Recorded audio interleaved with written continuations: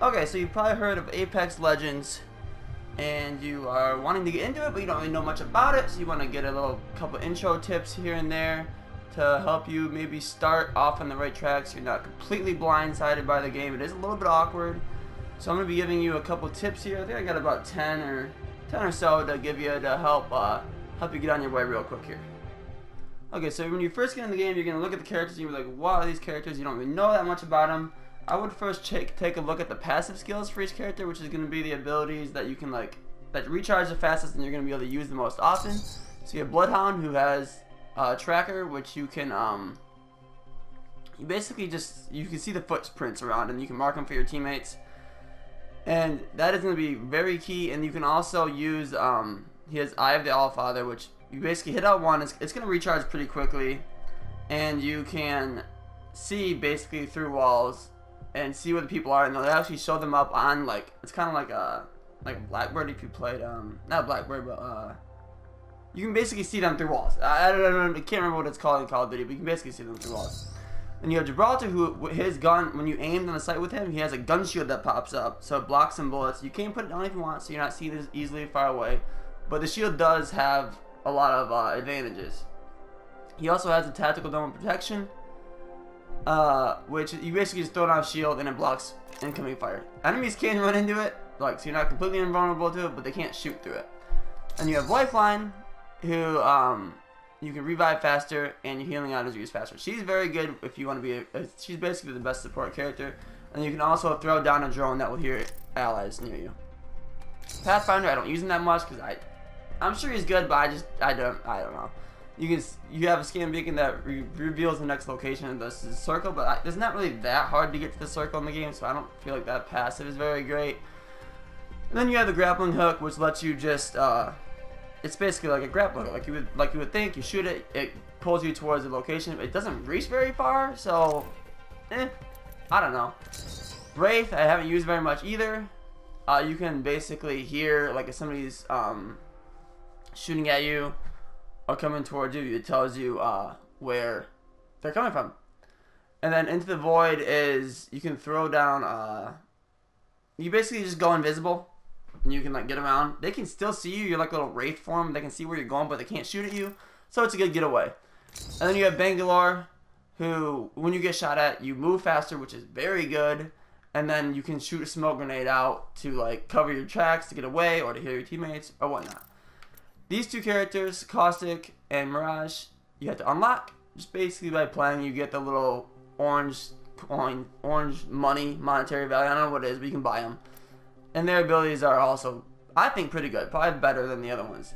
For the most part, at least Mirage.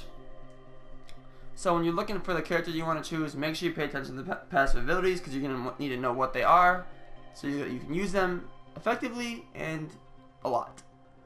So to go along with the skills, the passive skills, and your other skill, your tactical skills is your ultimate, also very important.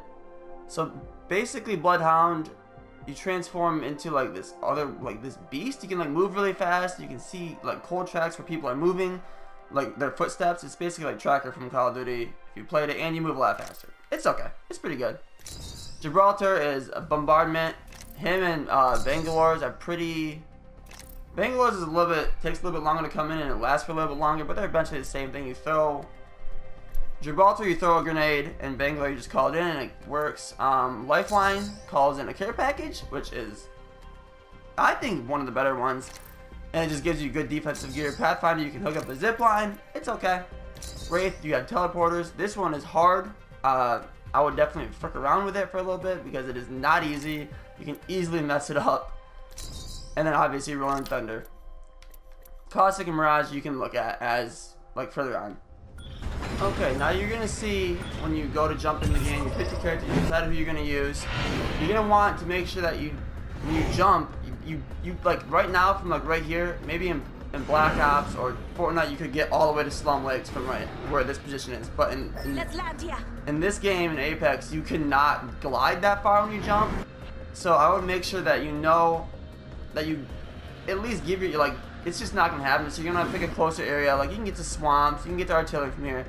you're gonna want to make sure you pick a good area. Okay, so there are different loot tiers. Like when you drop into an area, up in the upper left, it'll say below it like high tier, low tier, mid tier loot, and that's just gonna be like what is in the areas, like how good the loot is. Or you can also jump onto this thing down here, which is like a better loot, like little drone that flies around and you can land on. It is pretty wild, and there are a lot of people that go there, but it is better. And there's also, like, I didn't record it, but there will be like a blue circle around one of the areas, and that's where the highest tier loot is for that game. So you go there, you're gonna get the best loot, but you're gonna have a fight. But if you can win it, then you're gonna be set for the map for the rest of the game. Okay, the next thing is if you're gonna want to know how to put your gun away, you can just push triangle to swap guns. Or if you want, and you can run, and it's a little bit, but if you really want to, you're going to hold triangle to put your gun away, and you can run a lot faster. I mean, if you want to run away from a battle, or if the zone's right on you and you need to run away faster, then you're going to want to pick that up. Have any armor yet? Okay, so this next thing I'm going to talk about is the healing. It's new. The system is new to Battle Royales, I think. It's kind of awkward, it's clunky, and it's really weird to figure out at first, but in order to heal and shield, you're going to need to do the same button thing. So you're going to need to hold up on the D-pad, and then you can use the right stick to scroll. So you got the Phoenix kit, you got your shield battery, which is a big shield boost. Then you got a small shield boost, small health boost, and then the med kit. So you're going to want to scroll over to it and then let go of the up on the D-pad. And then you're just going to be able to push up on the D-pad now. So like you see in the bottom left next to my name, there's a little shield there. So if I had no shield, I could just push up. But then if you just push up, it only works for the thing that's showing there. So if you want like your med kit out, you need to, or your syringes, you have to aim down, and then enemy spotted. Point at the, and then push up on the D-pad to do that specific thing that you have out. Okay, so you're gonna see these lines all over the place. These are zip lines that you can use. I would use them a lot because they can help you get to higher places. They can get you across the map faster. And even though it looks like a zip line, you can't like go up it. You can definitely go up these zip lines.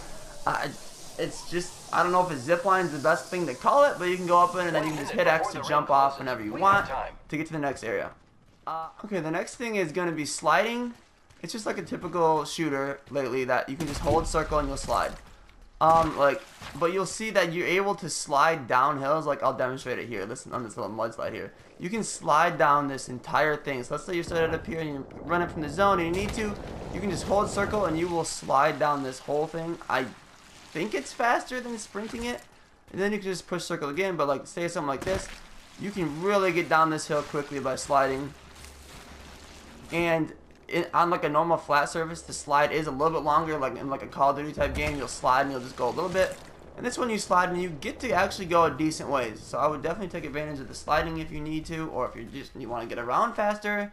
It's a good way to get around the map quicker. Okay, so another one, a good one, that you might not have known about. If you just jump in and play with your friends really quick, you don't have to do the tutorial, but it is part of the tutorial. But you can if you wouldn't think so, but you can definitely just run up to a wall and hit X on it, and you will run straight up that wall. There's a specific like height that you can run up. I don't know exactly what it is, but most walls or buildings you can just go up to the wall, hold X, and run right up the side of the wall. It's very useful. You'll use it all the time, and I would definitely get used to running up the walls. Okay, last but most certainly not least, and I think probably the most important thing you can do in this game and for your teammates is learn how to mark. So that's basically just gonna aim and then hit R1 to mark them. I'm just following this guy so I can do the trigger. I don't think he even knows what's going on, but you can mark them. Oh wow! Reloading.